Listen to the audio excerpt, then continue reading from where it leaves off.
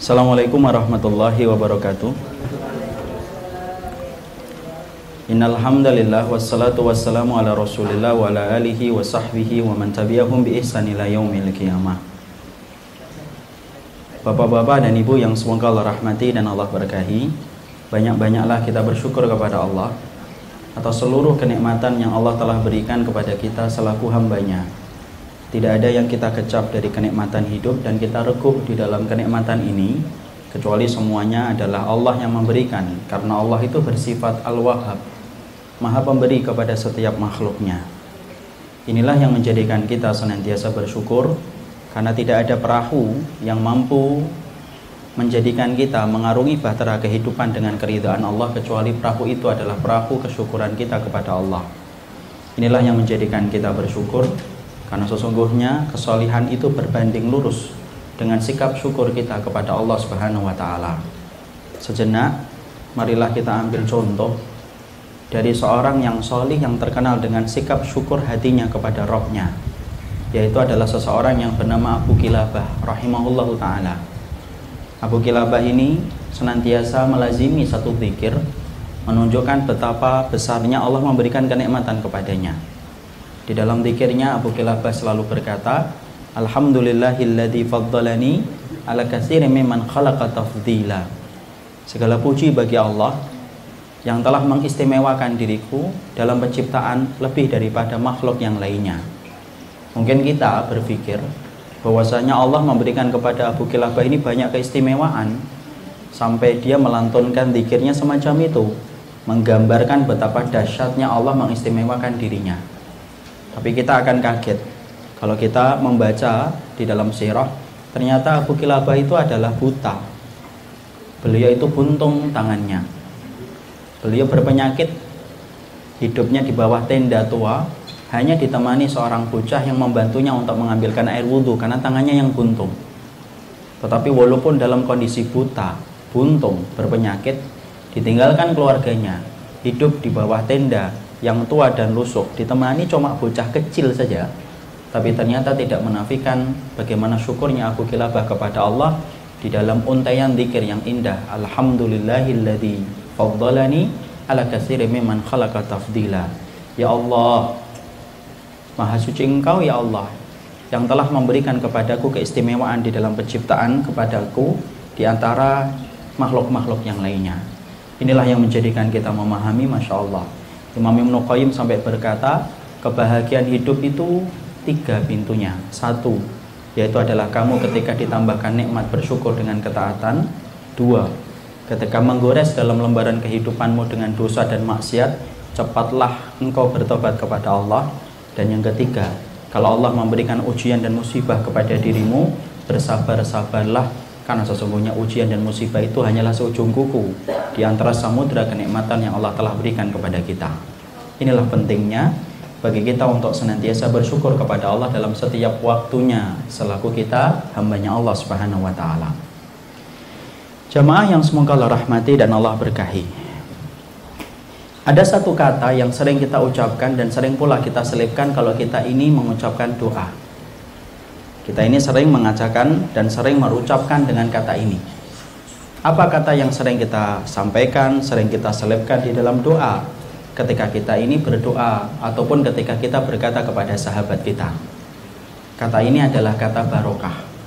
Kita ini sering sekali mengatakan kata barokah. Sering pula kita mendoakan kepada sahabat kita dan teman kita apabila mereka akan pergi ataupun mendapatkan sesuatu yang baru. Kita sering mengatakan semoga barokah ya apa yang kita peroleh dan apa yang kamu dapatkan. Saking terkenalnya kalimat ini ataupun kalimat ini di antara lisan kita, sering sekali kita ini mendapati orang-orang itu sering mengatakan kata barokah ketika mereka itu bertutur menjelaskan keadaan mereka. Saya pernah ngobrol dengan salah satu pihak security di komplek perumahan saya. Gajinya cuma 900, tetapi beban tanggung jawabnya begitu besar. Kalau ada kasus pencurian, yang pertama kali akan disalahkan adalah pihak security. Tapi gajinya cuma 900. Ketika saya bertanya kepada beliau, kenapa Pak tidak pindah saja pekerjaan, mencari gojek dan lain sebagainya? Kemudian beliau menyatakan, Masya Allah, Tidak apa-apa Ustaz, cuma gaji 900, yang penting kan barokahnya. Ternyata kemudian kalimat ini saya juga dengarkan di tempat yang lain. Ketika saya pernah membelikan beberapa bumbu untuk keluarga, karena saya punya kajian di salah satu tempat di pasar, maka ketika saya ngobrol dengan salah satu pedagang, karena saya tahu pedagang itu di pasar pengap, panas, untung yang didapatkan pun tidak seberapa sebenarnya dibandingkan dengan pengap dan panas yang dia dapatkan ketika berjualan di pasar. Saya ngobrol sembari mencairkan suasana, Bu, kenapa kok masih bisa jualan di tempat yang panas, gerah, semacam ini setiap harinya? Maka beliau pun menjawab sama dengan jawaban yang pernah saya dapatkan dari seorang security. Tidak apa-apa Mas, yang penting itu adalah barokah. Jadi di situ kemudian akhirnya kita paham, Masya Allah, ternyata masyarakat kita itu familiar betul dengan kata barokah. Tetapi walaupun masyarakat kita betul-betul sering mengucapkan kalimat barokah, kata barokah dalam kehidupan mereka belum tentu menjadi jaminan bahwasanya mereka itu akan paham tentang arti barokah itu semacam apa. Walaupun sering kita mengatakan barokah ya nak hidupmu, barokah ya bro kalau kamu kemudian akan pergi ke tempat tujuanmu, kita sering mengatakan barokah, tetapi ternyata kita belum paham arti barokah itu apa. Karena banyak di antara kita yang mengartikan barokah itu selalu melulu dengan harta, selalu melulu dengan pintu rezeki.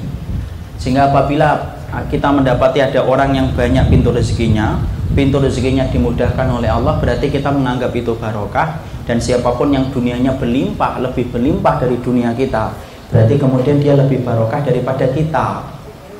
Makanya sering sekali kita mendapati ibu apabila dia punya anak, anaknya itu apabila kaya raya walaupun tidak taat sama Allah, tetapi apabila dia menjadi anak yang kaya raya, maka ibunya akan mengatakan, nak, Masya Allah ya nak, hidupmu sekarang barokah. Walaupun kemudian anaknya mungkin tidak taat sama Allah, tidak pernah datang ke masjid, mungkin sulit untuk membayarkan zakat, tapi ternyata karena ibunya melihat tumpukan hartanya begitu banyak, ibu itu berkomentar, nak, Masya Allah ya nak, hidupmu sekarang barokah. Tapi sebaliknya, kalau ada seorang ibu mendapati anaknya kurang beruntung, pintu rezekinya tidak terlalu banyak dengan pintu rezeki saudara-saudara yang lainnya, di mana dunianya tidak sebanyak dan tidak meraup sebagaimana yang lainnya, walaupun dia taat, walaupun dia ahli ibadah, maka ibu itu akan komentar, nak, hidupmu nolongso banget, kamu belum mendapatkan barokah nih, terus berusaha ya supaya kamu mendapatkan barokah. Kalau kemudian kita masih mengartikan bahwasanya barokah itu cuma harta tok, berarti selama ini kita salah, bahwasanya ternyata kita belum paham arti barokah ketika kita menyelipkan itu menjadi doa bagi sahabat kita. Karena ternyata kita tidak paham bagaimana arti barokah, walaupun kita sering menyampaikan dan sering menyelipkan di dalam doa. Kalau diartikan doa, kalau diartikan barokah itu hanyalah harta, Masya Allah, berarti kita ini wajib mengambil tisu yang banyak, nangis di pojok ruangan. Kenapa? Karena harta kita dibandingkan harta sama orang kafir, harta orang kafir itu lebih banyak daripada harta kita. Nah, kalau kemudian diartikan bahwasanya barokah itu harta, Masya Allah, berarti orang kafir, orang yang di Hollywood, orang yang di Bollywood, mereka itu lebih barokah daripada kita. Kenapa? Harta mereka lebih banyak daripada harta kita. Mereka naik pesawat pribadi, jet. Kita aja kalau kemudian naik pesawat, nyari yang promo, itu pun 3 bulan sebelumnya. Itu pun kalau kemudian menggambarkan bahwasanya itu adalah barokah, itu adalah harta yang berlimpah, Masya Allah, nangis yang banyak Pak, nangis yang banyak Bu, karena ternyata bahwasanya hidup kita tidak barokah dibandingkan dengan orang kafir yang bergelimang harta daripada harta kita. Saya yakin kalau kemudian harta itu menjadi tanda keberkahan satu-satunya, Allah tidak mungkin akan memberikan itu kepada orang kafir, karena tidak mungkin Allah memberikan keberkahan kepada kehidupan orang kafir. Disitulah kita paham, berarti mengartikan barokah hanya dari sudut pandang harta, salah, kurang benar. Makanya kemudian kita harus mengetahui arti barokah itu apa dalam kehidupan kita, supaya kita betul-betul ngerti apakah hidupmu dan hidupmu sudah barokah ataukah belum. Jangan sampai kita merasa sudah barokah padahal jauh dari arti barokah. Bisa jadi ada orang yang sudah barokah hidupnya tetapi dia merasa belum barokah. Inilah pentingnya bagaimana kita memaknai apapun dalam kehidupan itu dengan ilmu. Dan alangkah beruntungnya orang yang mereka menyisir kehidupan tetapi mereka memiliki ilmu, dia akan paham segala sesuatu dengan detail. Tapi sebelum kita membahas tentang itu, kita juga harus paham harta itu diberikan oleh Allah kepada kita dengan dua makna. Ini kita harus mengerti sebelum kita membahas tentang definisi satu persatu, poin per poin tentang makna barokah.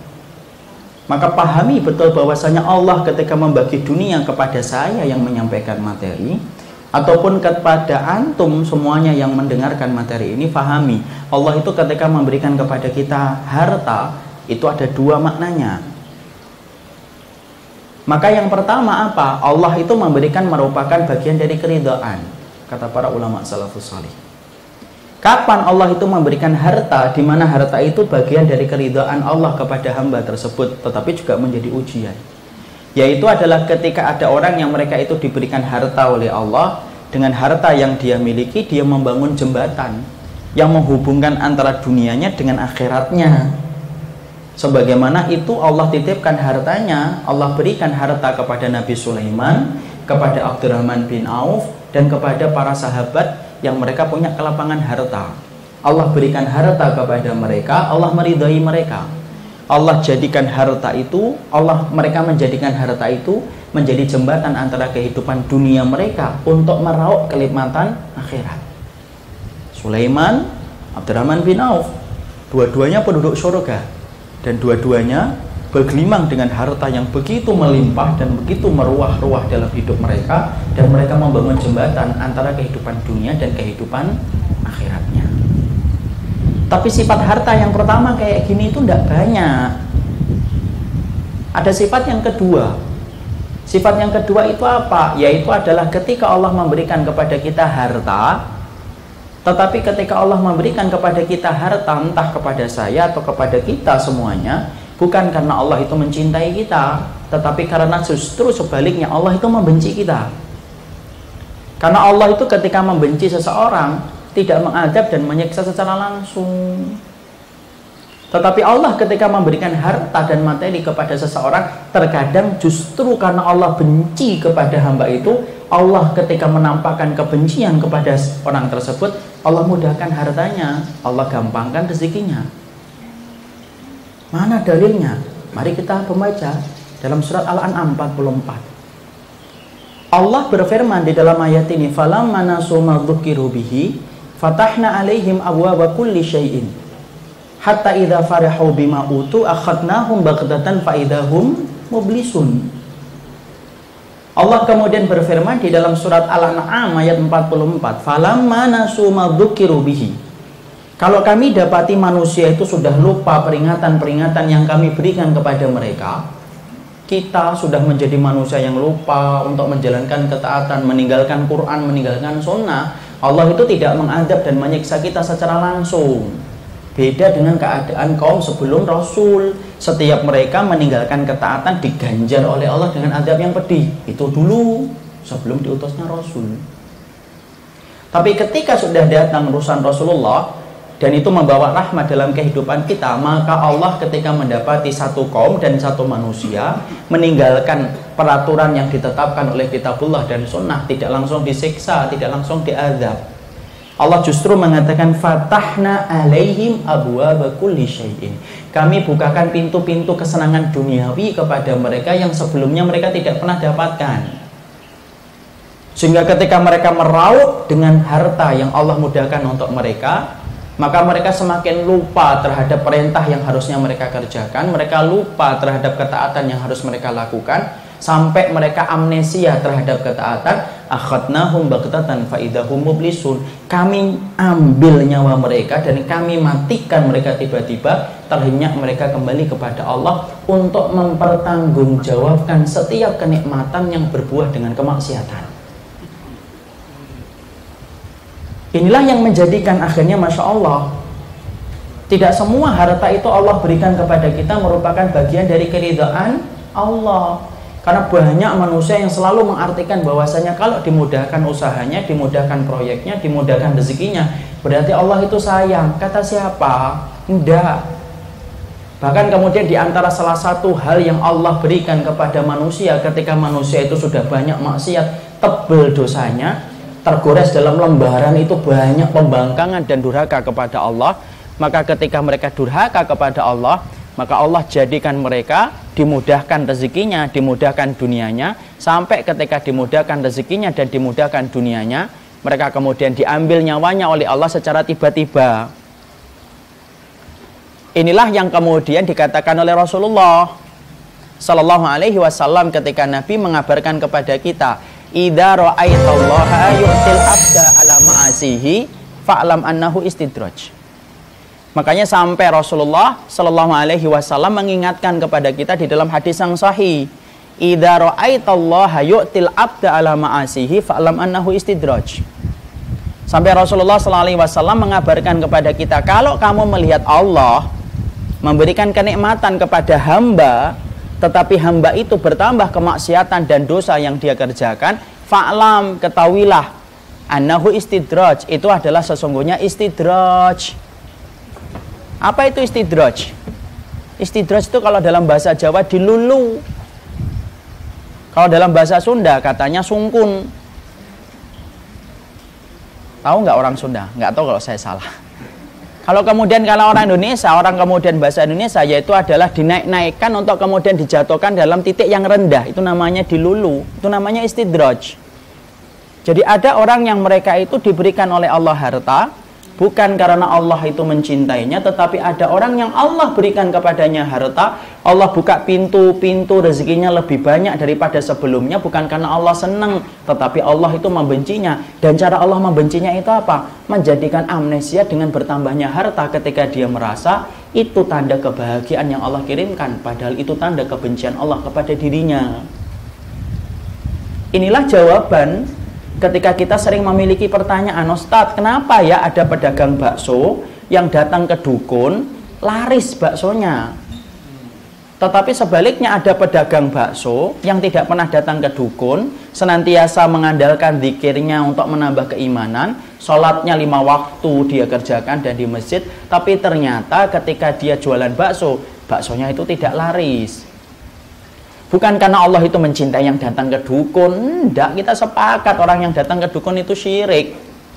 Tapi kenapa kok mereka dimudahkan rezekinya setelah datang ke dukun? Bukan karena Allah itu senang, tapi Allah benci. Ketika Allah membencinya, Allah mudahkan dunia untuk mereka supaya mereka bertambah amnesia, lupa.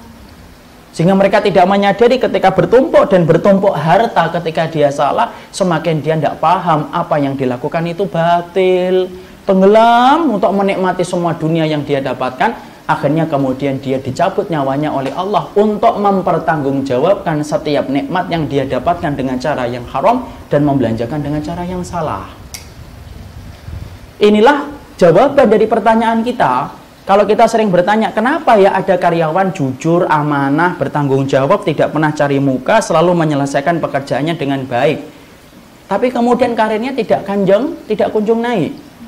Tapi ada karyawan yang kemudian dia culas, kemudian dia cari muka, tidak amanah, suka menipu, tapi karirnya cemerlang, cepat naiknya. Bukan karena Allah itu mencintai yang kedua, enggak. Allah itu membenci orang yang tidak amanah. Allah itu membenci orang yang mengerjakan sesuatu karena manusia. Tapi kenapa dimudahkan kepadanya? Dimudahkan kepadanya karena Allah itu membencinya. Allah mudahkan rezekinya supaya dia bertambah lupa. Dan ketika bertambah lupa, dia terus menikmati apa yang dia dapatkan, tidak sadar kesalahannya. Kembali ketika dicabut nyawanya oleh Allah, terhenyak. Dia mempertanggungjawabkan semua harta yang dia peroleh dengan cara yang menambah kemaksiatan. Ini loh jawaban dari pertanyaan kita. Kenapa ya Ustadz, ada seorang perempuan tidak pernah menutup auratnya, lekuk tubuhnya kelihatan di mana-mana. Tapi kemudian Masya Allah, dicari-cari laki-laki di mana-mana. Dicari nomor handphonenya, dicari WhatsApp-nya, bahkan kemudian jadi bintang iklan, padahal tidak menutup aurat. Senyum saja dikontrak dalam iklan. Tapi ada kita, Masya Allah, kita senyum aja tidak pernah ada yang kontrak kita. Tapi kemudian ada perempuan yang dia menutup auratnya, tetapi Masya Allah dia justru mendapatkan kesulitan. Bukan karena Allah benci kepada yang kedua dan Allah menyulitkan, enggak. Dan bukan berarti Allah itu mencintai yang pertama, enggak. Tapi kenapa pelaku dosa kok dimudahkan dalam rezeki dan hartanya? Karena Allah kemudian memberikan kepada mereka istidrajun.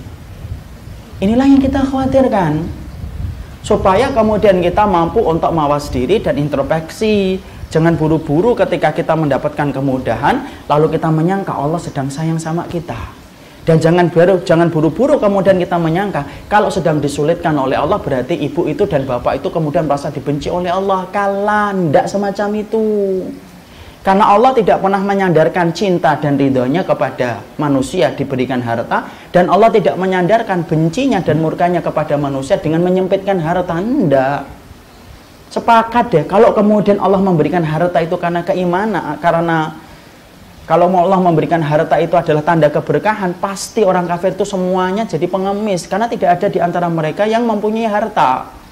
Tapi Allah memberikan harta pula kepada orang kafir, supaya Allah segerakan nikmat bagi orang kafir. Karena mereka adalah kaum yang Allah segerakan kenikmatannya, tapi tidak mendapatkan kenikmatan secuil pun ketika di akhirat. Nah inilah yang menjadikan kita akhirnya paham, oh Masya Allah, berarti barokah itu tidak maknanya hanya karena harta, tapi ada makna-makna yang besar yang lainnya. Dan inilah kewajiban untuk kita tahu apa sih makna barokah yang sebenarnya, supaya betul-betul kita mampu bercermin di kaca besar kehidupan kita. Sudah barokah ataukah belum? Bahaya kalau kita sering ngomong barokah tetapi kita tidak paham barokah. Bahaya pula nanti kita menilai orang barokah padahal belum barokah, atau sebaliknya menilai orang itu tidak barokah padahal itu barokah. Maka mari kita kemudian membahasnya, ya. Dan kita membahasnya cukup 4 saja, walaupun makna barokah yang dijelaskan oleh ahlul ilmi banyak. Tapi dalam kesempatan kali ini kita mencoba akan membahas makna barokah itu setidaknya 4 yang kita harus paham. Jadi masing-masing ketika kita menyampaikan atau mendapatkan arti dan makna ini nempel dalam diri kita, berarti kita barokah. Tapi kalau diri kita belum memiliki 4 sifat ini, berarti kita belum barokah. Ingat loh ya, kalau nanti kita mempelajari bukan berarti kita nilai orang lain. Berdasarkan catatan kajian saya hari Sabtu, di Cempaka Putih hidupmu belum barokah. Hidup gue yang barokah, enggak. Tapi kemudian ketika nanti kita mempelajari satu persatu poin-poin yang ada di dalam barokah, lebih banyak kita kemudian menimbang diri kita, bercermin dalam kaca besar kehidupan kita, sudah barokah ataukah belum dalam kehidupan kita. Mari dengarkan indahnya para ulama terdahulu ketika mereka menjelaskan apa itu makna barokah dalam kehidupan. Yang pertama, Imam Ibnu Rajab kemudian berkata kepada kita, apa itu yang dimaksudkan dengan barokah? Yang pertama yang dikatakan oleh beliau, al-barokatu kullu ma tuzidukum fit ta'ah.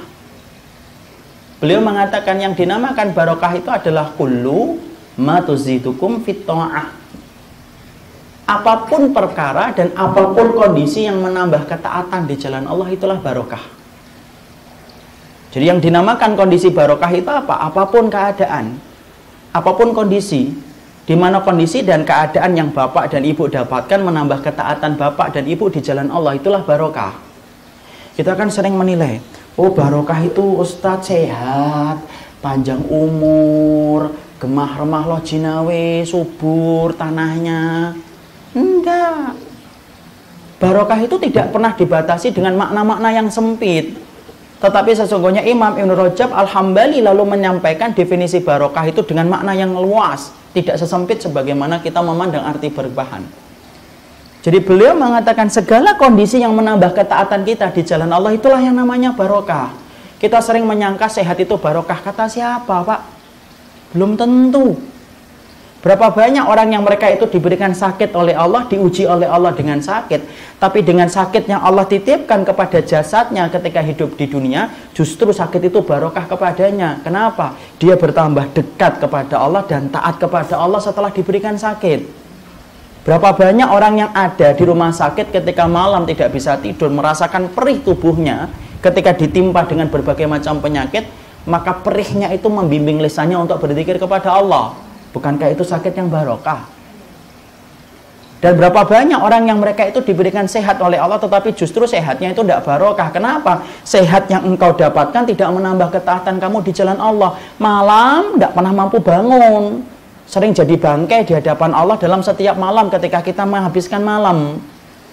Tidak pernah menambah ketaatan kita di jalan Allah, dipanggil oleh Allah tidak pernah datang dan sebagainya. Berarti sehatmu kalau tidak menambah taat, berarti itulah yang dinamakan sehat yang tidak barokah. Makanya jangan ngira kalau orang sakit itu tidak barokah. Kadang-kadang kita dapati ada teman kita sakit-sakitan terus. Sakit apa sih kamu ini? Kemarin DB, sekarang tipes. Kemarin-kemarin liver. Kemarin-kemarin diabetesmu naik. Antri banget sih penyakit itu datang ke kamu. Banyak-banyak istighfar, kamu salah apa? Kan gitu. Padahal belum tentu orang yang diberikan sakit itu tidak barokah. Bu dan Bapak, kalau sakit itu tidak barokah, tidak mungkin Allah itu memberikan sakit kepada Nabi Ayub sama 18 tahun. Sampai dagingnya Nabi Ayub itu pada jatuh. Kalau memang sakit itu kemudian tidak barokah, Nabi itu tidak akan pernah diberikan oleh Allah itu sakit. Dimana sakitnya Nabi itu 2 kali sakitnya kita. Ibu dan Bapak ngerti? Yang namanya Rasulullah, Masya Allah, sakit yang beliau derita itu 2 kali sakitnya kita. Karena beliau secara tidak sengaja qadarullah pernah kulitnya terpegang oleh salah satu sahabat. Sahabat itu kaget mendapati demam yang sangat tinggi pada kulitnya Rasulullah. Ketika Rasulullah mendapati sahabat tersebut kaget, maka Rasulullah kemudian mengatakan dan bersabda, wa inilah aku kama yu'aku bihi rajulaini minkum. Saya ini kalau sakit dijadikan oleh Allah 2 kali sakitnya orang biasa. Jadi kalau ibu dan bapak sakit 37 panas, kalikan 2, itulah sakitnya Rasulullah ketika demam. Kalau kita mengartikan bahwasanya sakitnya diri kita itu tidak barokah, Masya Allah, Nabi Ayub tidak akan pernah diberikan sakit. Kenapa? Karena tidak barokah. Karena mustahil bagi Allah memberikan sesuatu yang tidak barokah bagi Nabi dan Rasulnya. Kalau sakit itu tidak barokah, Allah tidak akan menimpakan 2 kali sakit kepada Rasulullah. Kalau memang sakit itu tidak barokah. Tapi Masya Allah, ternyata kemudian sakit pun bisa menjadi barokah ketika yang sakit menambah ketaatan di jalan Allah. Makanya Masya Allah kan, ada seorang wanita yang dimasukkan oleh Allah ke dalam surga, bukan hanya karena sholatnya, tapi dia dimasukkan oleh Allah ke dalam surga disebabkan sabarnya dia menderita penyakit. Sebagaimana dalam satu riwayat diterangkan, ada seorang perempuan hitam bekas budak datang kepada Rasulullah Sallallahu Alaihi Wasallam. Dia berkata, ya Rasulullah, ini usra. Ya Nabi, saya ini kena penyakit ayan. Tolong doakan ya Rasulullah supaya Allah itu menyembuhkan penyakit ayanku. Ayan, padahal kita sepakat loh, ayan sampai hari ini saja masih aib bagi sebagian diri kita. Apalagi 1400 tahun yang lalu masih aib betul. Ini mantan budak hitam, tapi Rasulullah mengabarkan dia itu wanita penduduk surga. Coba, Masya Allah. Ketika dia datang kepada Nabi lalu meminta supaya disembuhkan dari penyakit ayannya, Rasulullah kemudian tidak langsung mengabulkan permintaan itu, tetapi Rasulullah memberikan pilihan. In syi'ti, kalau kamu mau aku doakan, maka ketika aku doakan semoga Allah menyembuhkanmu. Wa in syi'ti, kalau kamu mau tasbiri, kamu sabar. Kalau kamu sabar dengan penyakit ayan yang Allah berikan kepada dirimu, maka kamu akan mendapatkan surga. Ternyata wanita itu memilih yang mana? Yang kedua. Dia mengatakan, ya sudah ya Rasulullah, kalau begitu saya akan bersabar untuk kemudian saya itu mendapatkan surga. Sebelum pisah dengan Nabi, maka dia berpesan lagi kepada Nabi, ya Rasulullah, sering sekali kalau penyakit ayanku kambuh, sering sekali kemudian auratku tersingkap. Boleh nggak ya Rasulullah saya berdoa dibantu oleh dirimu, doakanlah supaya ketika penyakit ayanku kambuh, wah itu menutup auratku. Lalu kemudian Rasulullah mengangkat tangan. Masya Allah, wanita ini masih memikirkan aurat walaupun tidak sadar, walaupun padahal kalau secara hukum fikih yang tidak sadar itu kalau membuka aurat dosa atau tidak? Tidak. Tapi dia masih memikirkan kalau kondisi tidak sadar itu. Kemudian Rasulullah mendoakan semoga Allah menutup auratnya ketika dia itu sedang kambuh penyakit ayannya. Masya Allah, tahukah kita wanita tersebut setelah pisah dengan Rasulullah maka sering kambuh penyakit ayannya, tetapi Allah nutup auratnya dan tidak pernah terbuka. Masya Allah. Dan apa yang kita dapatkan? Wanita itu mendapatkan janji manisnya Rasulullah bahwasanya dia mendapatkan surga ketika dia bersabar menderita penyakit ayan. Loh, di sini loh kita paham, Masya Allah. bahwasanya ternyata yang dinamakan barokah itu tidak sesempit dari apa yang kita mau, karena kita mengartikan barokah itu apa yang disenangi jiwa. Oh sehat, itu barokah, belum tentu. Makanya Ubay bin Ka'ab radhiyallahu anhu merupakan salah satu sahabat yang mana ketika mendengar Rasulullah itu bersabda, la tasubbul humma, jangan kalian itu nyela penyakit demam toh. Fa innal humma yukaffiru sayyid, sesungguhnya penyakit demam itu menggugurkan dosa. Ubay bin Ka'ab pulang, tahu apa yang diminta olehnya? Dia mengangkat tangan kepada Allah, ya Allah, berikanlah aku penyakit demam, ya Allah, kalau penyakit demam itu menggugurkan dosa. Masya Allah. Kabulkan? Kabulkan, dibayar kontan itu sama Allah. Maka kemudian Ubay bin Ka'ab langsung dikasih oleh Allah itu penyakit demam. Satu-satunya sahabat yang senantiasa demam di waktu sore sampai pagi. Nanti kalau sore lagi demam lagi sampai pagi. Siapa itu? Ubay bin Ka'ab. Masya Allah. Kalau kita mengartikan bahwasanya barokah itu sehat, tok, lalu kemudian menafikan orang yang sakit itu tidak mendapatkan barokah, berarti kita salah, karena bukan itu yang dijelaskan secara umum oleh Imam Ibn Rajab.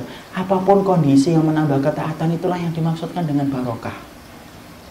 Saya punya teman teman ini di pondok, namanya Ustadz Amru, kecelakaan. Tunggal menghindari lubang ketika beliau habis khidmah dalam dakwah. Motorik syarafnya bagian belakang putus. Kencing tidak lagi terasa, harus pakai kateter. BAB tidak terasa, harus pakai pampers. Hidupnya di atas kursi roda dan di atas tempat tidur. Masya Allah. Dengan kondisi semacam itu terjadi pada usia produktifnya seorang laki-laki umur 28 tahun. 5 tahun yang lalu atau 6 tahun yang lalu kecelakaannya. Tapi Masya Allah ketika saya berkunjung, teman-teman berkunjung, tidak pernah itu ada rasa sedih, guratan kesedihan di wajahnya pun tidak. Cerita tentang detail-detail bagaimana kecelakaannya, tidak pernah menangis, tidak pernah menyesali. Bahkan dia pernah mengatakan, kalaupun Allah mencabut kakiku, setidaknya saya punya hati untuk tetap beribadah kepada Allah. Masya Allah. Padahal hidupnya harus pakai kateter dan tidak pernah lepas dari pampers. Istrinya apalagi Masya Allah. Istrinya mengganti kateter setiap waktunya dan ganti pampers. Padahal mereka belum dikarunia dengan anak. Sang suami sudah tidak lagi bisa memberikan nafkah batin loh itu. Apakah kemudian kita katakan orang yang sabar semacam itu tidak barokah? Kata siapa? Bisa jadi mereka lebih barokah daripada kesehatan yang kita peroleh, karena kesehatan kita terkadang justru malah menjauhkan kita dari ketaatan dan ibadah kita di jalan Allah. Berapa banyak Pak dan Ibu orang yang sehat tetapi lembaran hidupnya itu sepi, kosong dari ketaatan, dikit dari ibadah. Tapi berapa banyak orang yang diberikan oleh Allah ujian sakit, tapi lembaran kehidupannya itu penuh dengan catatan ibadah, goresan ketaatannya itu banyak ketika Allah memberikan kepadanya sakit. Kadang-kadang Allah berikan sakit itu supaya kita kembali ingat sama Allah. Analogi sederhananya itu gampang loh. Kalau ada tukang sumur sedang gali sumur, Bapak lemparkan itu uang 100.000, tukang gali sumur itu pasti ngambil, tidak perlu lihat ke atas. Wih 100.000, kantongin. Dilemparkan lagi 100.000, ambil lagi kantongin. Coba yang dilempar jangan uang, yang dilempar kerikil gantian. Emang kerikil kena kepalanya, klotes gitu, langsung lihat ke atas, siapa yang berani ngelemparin ke saya. Itu perumpamaan sederhana. Kadang-kadang Allah itu menyulitkan kita, memberikan sakit kepada kita, itu adalah supaya kembali kita merintih dan melihat ke atas bahwasanya Allah itu yang berkuasa atas segala sesuatu dalam hidup kita. Jadi tolong jangan kemudian kita artikan bahwasanya barokah itu dengan sesempit makna yang kita maknai, bahwasanya barokah itu selalu dengan sehat. Enggak.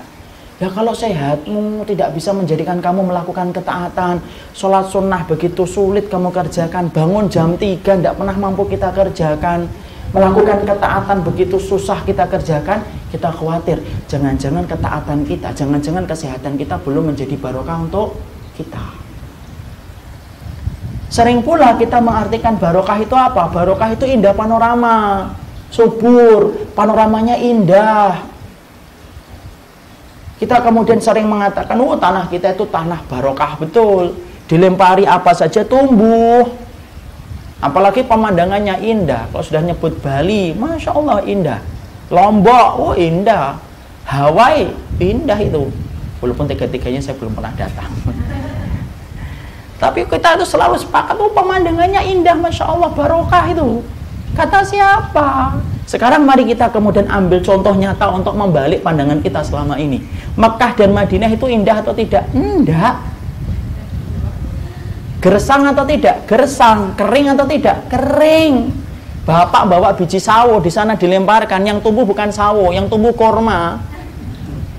Kucing di sana mungkin mati, apalagi kucing Persia. Wah, tidak bisa hidup di tengah suasana yang begitu panas. Yang kita lihat di sana tidak ada pemandangan. Kenapa? Gersang, tandus. Yang paling indah di Mekah dan Madinah itu hanyalah Masjid Nabawi dan Masjidil Haram. Tapi kalau kita ditanya, mana jengkal tanah yang paling Allah cintai dan paling Allah ridhai dan paling Allah berkahi? Itu pasti jawabannya bukan Bali. Pasti kita akan mengatakan Mekah itu adalah tanah yang paling Allah cintai, Madinah itu tanah yang paling Allah cintai. Makanya sampai Rasulullah mengatakan ala angqabil madinati malaikatun yahfadunaha. Sampai Nabi menerangkan keutamaan Madinah saja, Nabi menerangkan di atas atap-atap langitnya Madinah itu para malaikat itu berdesak-desakan untuk menjaga kota Madinah. Di Masjidil Haram, tanah Mekah, saking Allah ridhoi tanah Mekah disebut dengan tanah haram, di mana Dajjal di akhir zaman tidak akan pernah mampu masuk ke tanah haram. Dia hanya ngeliatin dari luar tetapi tidak mampu memasuki kota itu. Kenapa? Allah tutup kota itu kemudian dengan penjagaan malaikat, di mana Dajjal itu tidak mampu masuk ke kota itu. Sholatnya bapak dan ibu 100.000 kali lipat. Tetapi kalau kita perhatikan pemandangannya itu biasa.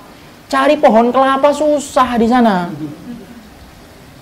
Tapi Masya Allah, Allah membalikkan fakta kepada kita. Tuh lihat, yang kamu pandang itu biasa, tapi ternyata itu luar biasa di hadapan Allah. Padahal kalau Allah mau menjadikan kota Mekah dan Madinah kota yang paling indah, mampu atau tidak? Mampu banget, kecil itu bagi Allah. Allah katakan kun fayakun, kota Mekah dan Madinah menjadi kota yang paling indah di seluruh dunia. Gampang itu menurut Allah. Tapi Allah jadikan semacam itu untuk menjadi pelajaran bagi kita. Apa yang kamu pandang indah itu belum tentu indah di hadapan Allah. Di situ kita ngerti kan, oh Masya Allah kan.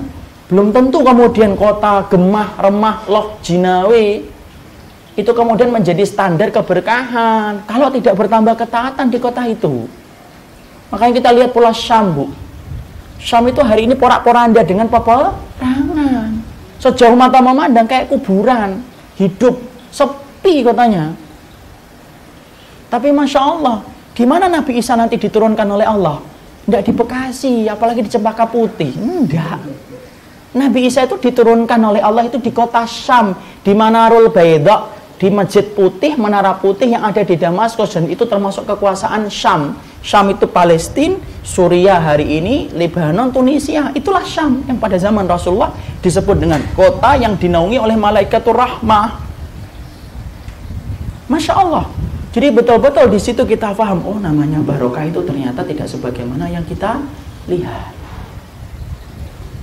Sebagaimana pula mari kita artikan, yang namanya anak yang barokah itu kapan sih? Kita sering mengartikan, wah anak yang barokah itu yang anak yang putih, imut, lucu, itu marmut itu. Tapi sesungguhnya anak yang barokah itu bukan itu, Ibu. Bukan itu, Bapak. Tetapi sesungguhnya anak itu disebut dengan anak yang barokah itu kapan? Yaitu adalah ketika anak kita menjadi anak yang taat kepada Allah, solih dia beribadah kepada Rabb-nya, maka itulah anak yang barokah. Dan Ibu menjadi orang yang paling berharga, paling beruntung ketika memiliki keturunan-keturunan yang solih. Makanya Masya Allah, kalau anak kita, Bapak dan Ibu, tidak pintar, tidak usah marah, Pak. Karena Allah membagi akal itu sebagaimana Allah membagi hujan. Ada anak kita yang pandai menghafal, ada anak kita yang kendu, lambat menghafal. Biasa. Tapi kemudian ibu dan bapak patut sedih kalau anaknya itu tidak solih kepada Rabb-nya. Itu yang membuat kita sedih. Kenapa? Akhirnya tidak menjadi tabungan dan tidak menjadi investasi bagi orang tuanya. Kalau anak kita ini tidak solih. Tidak semua anak itu bermanfaat bagi orang tua. Karena Rasulullah saja menerangkan dalam hadis yang terkenal yang sering diucapkan oleh para khatib ketika mereka khutbah, idza mata ibnu Adam inqata amaluhu illa min salasin. Sesungguhnya anak Adam itu ketika meninggal dunia terputus segala amal kebaikannya kecuali 3. Yang disebutkan oleh Rasulullah salah satunya dari 3 perkara itu apa? Waladun Sholihun yad'aulahu, anak yang sholih yang mendoakan orang tuanya. Nabi tidak menerangkan hanya dalam bentuk kata anak, tapi Nabi menerangkan waladun sholihun, anak yang sholih. Kenapa ada kata sifat sholih? Karena tidak semua anak itu bermanfaat bagi orang tuanya. Coba bapak dan ibu bayangkan, kalau anak kita tidak sholih, ngangkat tangan berdoa kepada Allah, ya Allah ampunilah kedua orang tuaku, tapi anak itu makanannya haram, pekerjaannya juga banyak yang mengandung kemurkaan Allah, dia mengatakan ya Allah ampunilah kedua orang tuaku. Nah, untuk berdoa untuk dirinya sendiri aja tidak dikabulkan oleh Allah, apalagi untuk orang tuanya. Tapi kalau anak kita sholih, maka ketika dia berdoa, ya Allah ampunilah kedua orang tuaku, Rabbana firli wali walidayya walil mu'minina yauma yaqumul hisab. Allah buka pintu langit, Allah terima karena anak kita sholih nyampe kepada orang tuanya yang telah meninggal dunia. Kenapa? Orang yang sholih itu menjadikan doanya itu lebih mustajab daripada yang tidak sholih.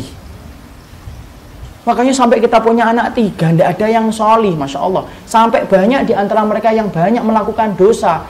Kita patut meneteskan air mata yang banyak. Kenapa?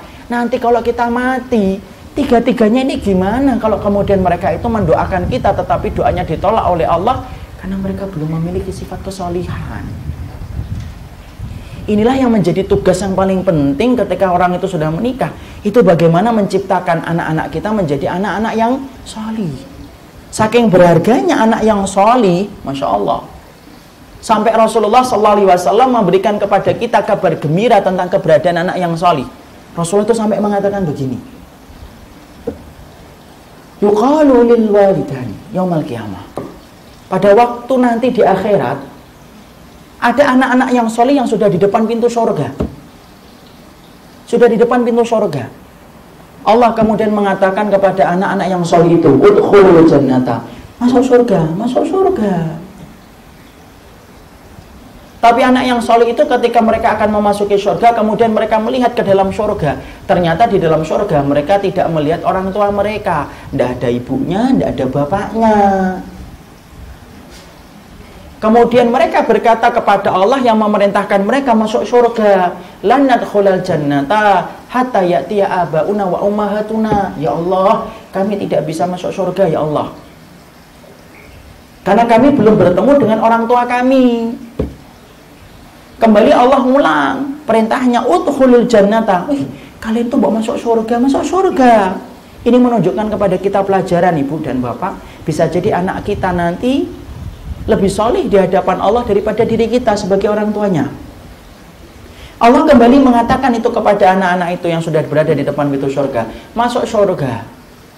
Tapi kembali kemudian anak itu berkata, lan nadkhulal jannata, kami tidak bisa masuk surga ya Allah sebelum kami melihat orang tua kami memasuki surga. Allah kemudian berfirman, orang tua kalian itu ada di belakang, lagi dihisab, lagi menyelesaikan urusan-urusan pahalanya dan urusan dosanya. Kalian masuk dulu ke dalam surga.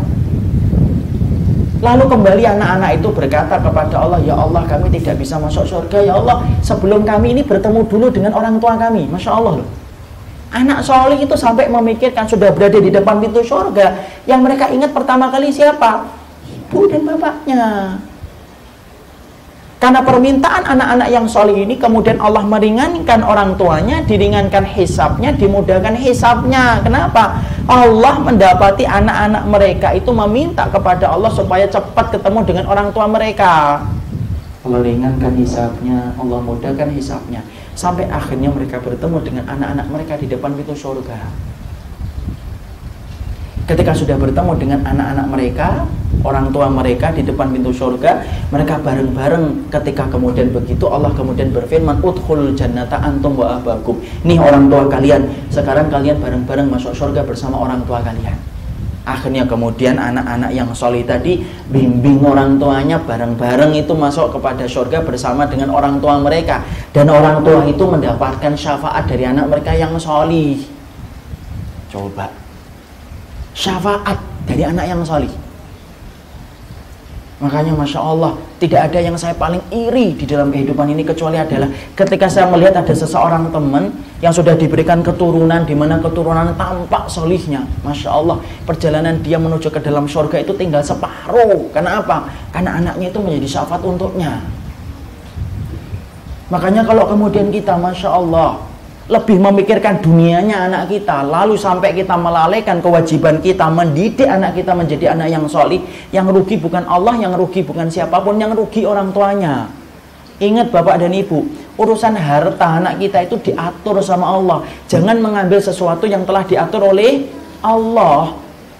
Kadang-kadang kita ini kebablasan ketika berpikir memikirkan rezeki anak kita, pada rezeki anak kita sudah diatur oleh Allah.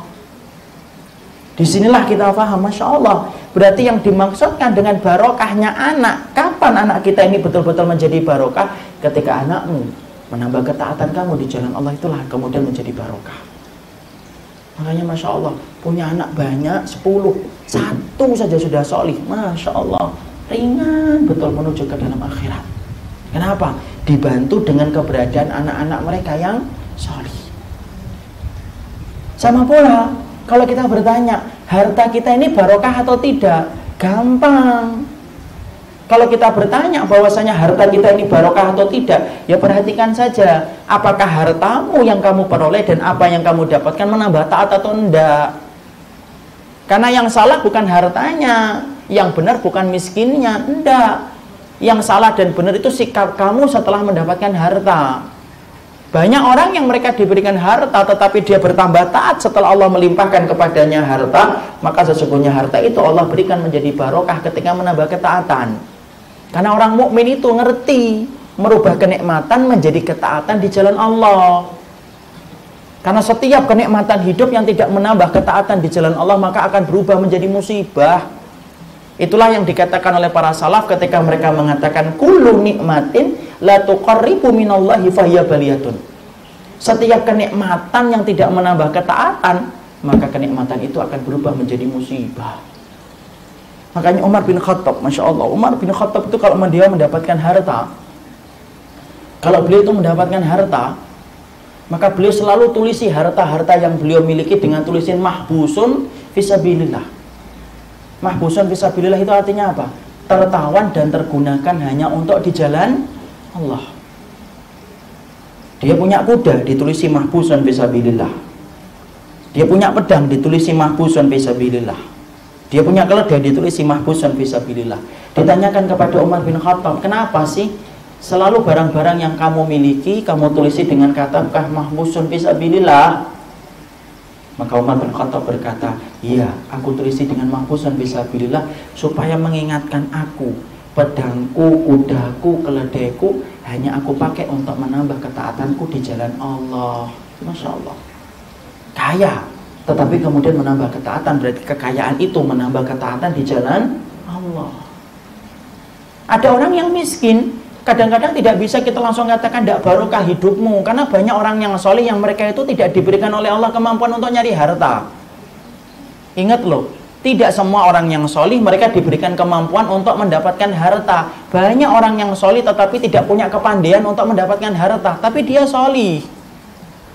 Jualan habatus sauda rugi, jualan madu pecah botolnya, jualan buku, wah ibu-ibu kalau udah nawar tidak kebangetan. Kadang-kadang mereka tidak pinter, jual dagang itu tidak pinter, tapi soli. Tapi kalau mereka itu soli, taat kepada Rabbnya, walaupun mereka tidak bergelimang harta, pastikan bahwasanya kemiskinan yang dia dapatkan, kefakiran yang Allah berikan kepadanya itu bukan berarti menghilangkan keberkahan. Bisa jadi yang miskin barokah, bisa jadi yang kaya itu barokah, tidak barokah.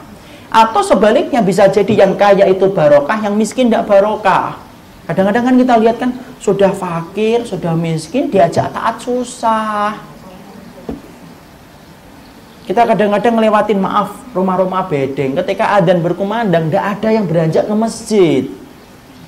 Ketika keluar pakai daster yang kemudian Masya Allah auratnya kelihatan semuanya. Maka bisa jadi hal semacam itu kita nggak bisa menyalahkan harta. Kalau hartamu menambah ketaatan kamu di jalan Allah, Allah tambahkan mobilmu, Allah tambahkan meter rumahmu dan bertambah ketaatan kamu, berarti Allah menginginkan kebaikan untukmu. Allah mudahkan dunianya supaya Allah menjadikan dirimu bertambah taat. Tapi kalau ada orang yang diberikan oleh Allah harta, tapi harta yang dia peroleh dan dia dapatkan tidak menambah ketaatan di jalan Allah, ingat loh, semua harta yang tidak menambah ketaatan kamu akan menjadi objek sebuah ayat yang dikatakan oleh Allah, summa latus'alunna yauma idzin anin na'im. Sesungguhnya kamu akan ditanya tentang segala nikmat yang pernah kamu reguk dan pernah kamu nikmatin. Jadi Masya Allah, yang penting itu bukan masalah hartanya. Kita lihat nih, banyak orang yang solih tetapi mereka kemudian gampang mendermakan hartanya di jalan Allah, selalu tidak pernah jauh dari masjid, selalu kemudian menghadiri majelis ilmu. Kita husnul dan harta yang dia peroleh menambah ketaatan. Tapi kalau ada orang yang diberikan oleh Allah kemudian harta tapi tidak menambah ketaatan mereka di jalan Allah, saya khawatir jangan-jangan harta itu diberikan Allah kepada dirimu tetapi hanya menjadi istidraj. Istidraj. Makanya saya masih ingat sekali dulu ketika beli motor second, Pak dan Ibu. Udah lama banget. Kemudian saya bergegas nelpon bapak. Masih tahu Pak, saya sudah bisa membeli mobil second, motor second. Masih kuliah. Bapak itu responnya biasa banget dan berkata, nak, ingat ya, yang namanya motor kalau sudah ditambahkan oleh Allah bisa menjadi nikmat, bisa menjadi istidraj. Saat itu saya diem aja di ujung telepon. Kapan jadi nikmat dan kapan jadi istidraj? Kalau kemudian roda-roda motor mau membawa ketaatan lebih, berarti nikmat, Allah memudahkan bagimu karena kamu sudah berusaha untuk melakukan ketaatan. Tapi ternyata kalau roda-roda motormu tidak menambah ketaatan kamu di jalan Allah, pastikan motor itu istidraj. Allah kasihkan kepadamu supaya kamu bertambah dosa dan tidak bertambah ketaatan. Masya Allah, bekas itu. Dan itulah yang saya baca bahwasanya betul apa yang dikatakan oleh Imam Ibn Rajab. Sesungguhnya yang dinamakan barokah itu apa? Barokah itu segala kondisi yang menambah ketaatan kita di jalan Allah. Kita sering berprasangka kalau barokah itu panjang umur, belum tentu. Kadang-kadang ada yang pendek umurnya tapi barokah. Contohnya Sa'ad bin Mu'ad, 38 tahun meninggal dunia tapi kematiannya mengguncangkan arsy-Nya Allah. Kadang-kadang yang panjang umurnya ketika dia merasa muda, Masya Allah banyak maksiatnya ketika Allah tambahkan harinya.